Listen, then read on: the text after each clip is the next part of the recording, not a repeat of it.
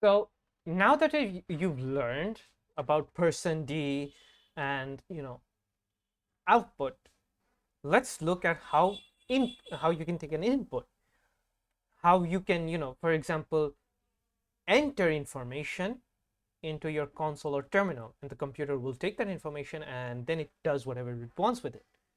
So let's look at that right now. And so first we need to declare a variable.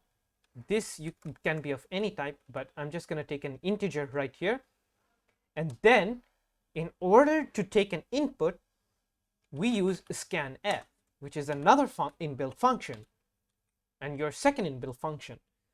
So scanf is just like the printf, but there is a major difference here. In this double quotes, we actually type the identifiers. There are no strings here. We actually type the identifiers right here to let the code or the computer know that what type of input we're taking right here. %d is, as we've covered in the last video, an integer. So the computer understands that we're going to take an integer here. But what integer? What integer? Well, since there is a, we'll take an a. But is this enough? Well, actually, no. And here is the major difference, that whenever you take a variable input using scanf, you use the ampersand or the and symbol in front of it before you take that input. It's actually fundamental you do this. And so using print, we can actually print what a is.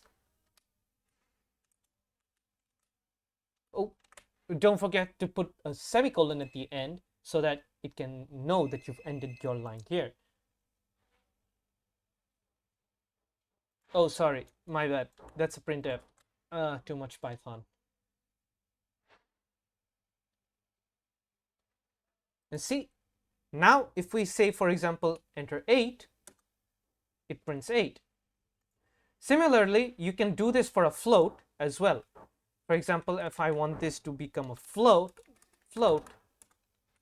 I have to change this to a %f, this one here.